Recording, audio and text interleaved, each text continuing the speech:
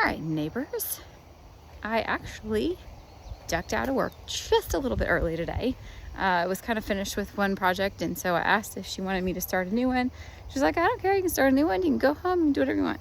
So I thought, I'm gonna bounce. So I did. So normally I got home about an hour and a half earlier than I normally do. So nice. The traffic was not bad on the way home, which is usually why I leave a little bit later. If I wait and leave work at like 6 or 6:30, then the interstate's way more clear by the time I hit the interstate. But this is, I actually even took the back roads just to make sure that I would miss everybody. So I went into, because of our 75 hard and our gallons of water we're drinking, I went halfway home. I had to go to the bathroom.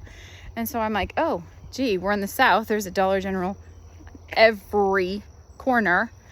So of course the first one that I wanted to go to, since I'm coming in from a different direction, I was like, shoot, I missed it. There was people behind me. I wasn't gonna hold up the line.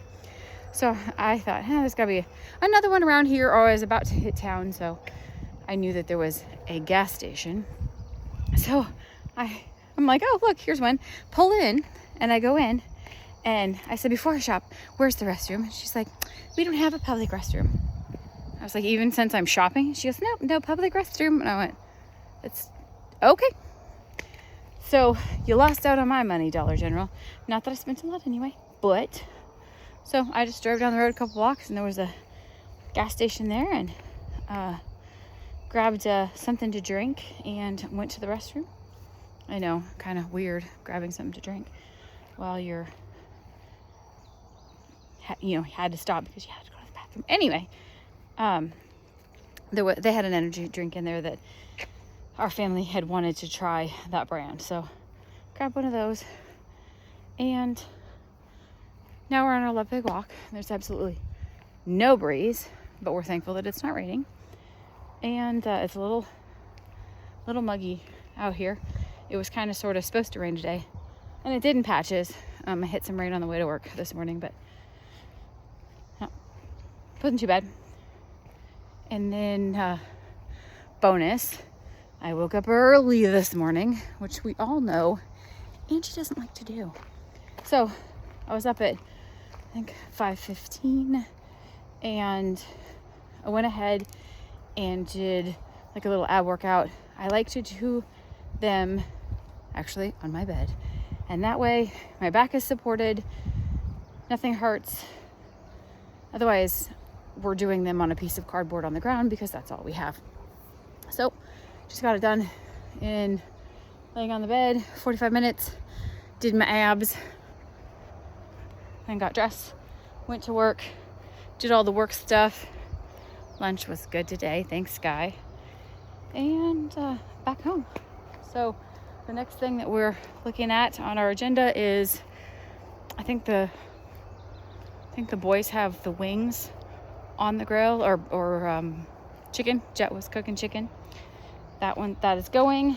We'll see how they did on their power list, their 5 power list. So Andy Frisella does what he calls a power list, which is 5 critical tasks that have to get done. And that is so not the way my brain works. My brain is chaos, and it's all the tasks, all the time. There's a million things. I have notebooks full of crap that has to get done. But if I write it down, then at least it's out of my head. So I then usually leave a list of 8 million things that have to get done. And I think it overwhelms everybody. So I just went, and I'm picking out 5 critical tasks that must get done today on top of their chores, and trying to keep it at 5. Now, I have already explained to them, if they don't get one of them done, then they have to do it the next day because it was critical to get done. So there was a couple extra things that did not get done yesterday. And sometimes my daughter has extra time that she can spend with the boys, and they play a game together. So I did let him play a little extra while they were here. So he knows that he's got to make it up. Not a big deal. And that's it. We're having a walk. We're hanging out. We are going to hit the library tomorrow. We're going to do a little more on the seed library. And then tomorrow night I have to work at Kroger. And then we're getting ready to figure out how we can move to our next place and getting all those details worked out. I wonder if you can see the right here.